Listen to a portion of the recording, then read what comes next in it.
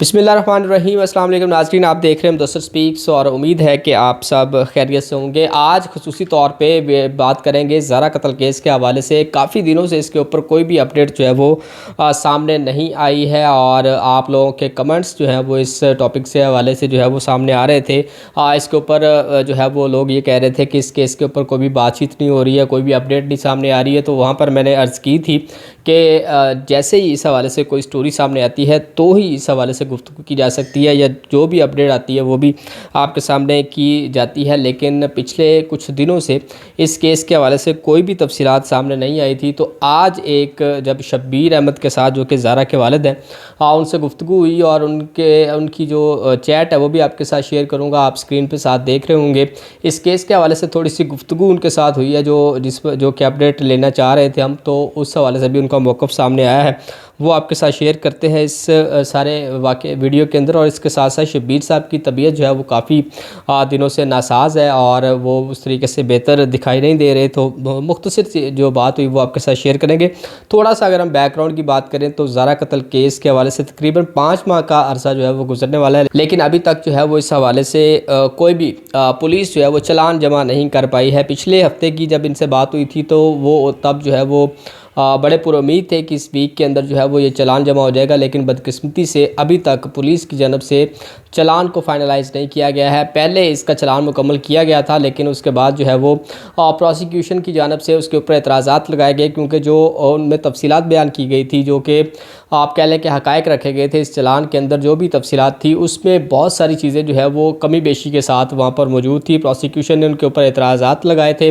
और वापस चालान जो है वो पुलिस को जमा करवा दिया था कि ये जो इसकी जो चीज़ें सेट होने वाली हैं वो करें और इसके बाद दोबारा इसका चालान जो है वो जमा करवाएं। लेकिन अभी तक बदकिस्मती से आप कह लें इसको पता नहीं किस लिए डिले किया जा रहा है। और एक बात यहाँ पे लाजमी तौर पे ऐड करूँगा कि इस केस के अंदर जितना डिले होता जा रहा है उतना इंसाफ जो है वो दूर होता हुआ दिखाई दे रहा है। तो केस बहुत सीधा सीधा था, बहुत ही आप कह लें कि तमाम शवाहिद रिकवर हो गए थे, हर चीज़ पूरी प्रोसेस के अंदर थी।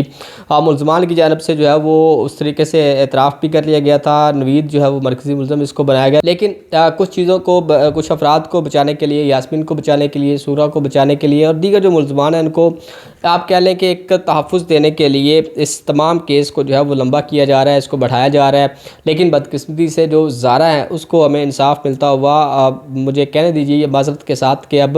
उस तरीके से इंसाफ मिलता हुआ दिखाई नहीं दे रहा। जो बात हुई है शब्बीर साहब से, तो उनसे जब पूछा गया कि इस केस के हवाले से क्या अपडेट है, चालान जमा करवा दिया है या नहीं करवा दिया, जिसके बाद उन्होंने ये कहा कि अभी तक जो है वो चालान जमा नहीं किया जा सका, वो अप्रूव नहीं हो सका, उसके अंदर दीगर मामलात अभी भी देखने वाले हैं, जो कि इंतहाई कह लें कि आप मशकूक हैं, उसके ऊपर सवालात उठाए जा सकते हैं। इसके साथ साथ जब उनसे ये पूछा गया कि उनकी तबीयत का, तो वो कुछ बेहतर, उन्होंने कहा कि उनकी तबीयत कुछ बेहतर है, लेकिन पिछले वीक उनकी तबीयत जो है वो ज़्यादा नासाज थी,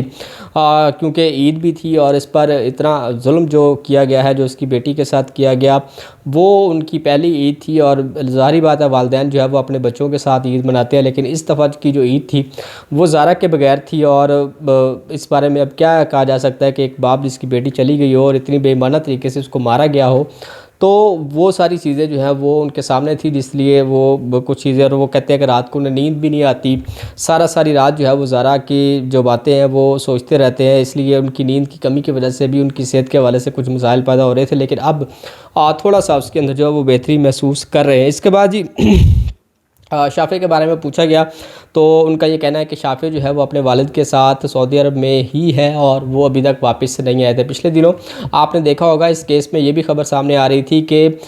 शाफ़े जो है वो अपने वालिद के साथ वापस आ रहा है, उसका वीज़ा एक्सपायर हो रहा है। लेकिन जब उनसे ये बात कन्फर्म की गई तो उन्होंने ये कहा कि ऐसी कोई बात नहीं है और इस बात में कोई सच्चाई नहीं है, कोई हकीकत नहीं है कि कदीर जो है वो शाफ़े को लेकर पाकिस्तान आ रहा है। वो अभी तक सऊदीया में है और सऊदीया में ही वो मौजूद है। और शाफ़े की जो बात है वो इनके नाना से फ़ोन पर करवा दी जाती है, बातचीत होती रहती है। और पिछले दिनों आपने ये भी देखा होगा मुख्तलिफ़ चैनल्स के ऊपर कि शाफ़े की कुछ वीडियोज़ और कुछ तस्वीर सामने आई थी, जिसमें वो अपना हाथ हिलाकर एक जाते हुए एरोप्लेन को ऊपर जो है वो उसको बाय बाय कर रहा है, जैसे वो ये कह रहा हो कि मामा इसके अंदर। इस तरह की एक वीडियो जो कि बड़ी आप कह लें कि दिल को लगने वाली थी कि एक बेटा जो है वो अपनी माँ के लिए कितना तड़प रहा है। कितना सोच रहा है अपनी माँ के बारे में कि उसकी माँ जो है वो कहाँ चली गई है, लेकिन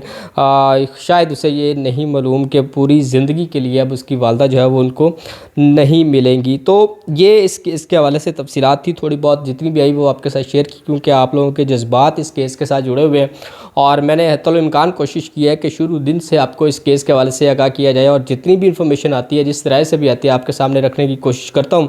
ताकि आप तक जो है वो चीज़ें पहुँचती रहे। उम्मीद करते हैं कि इसका चालान जो है वो जल्दी पुलिस जमा करवा के इसको पेश करेगी और इसके बाद ये केस जो है वो हमें ट्रायल में जाता हुआ और अल्टीमेटली हमें इंसाफ मिलता हुआ इस केस में दिखाई दे, उम्मीद की जा सकती है।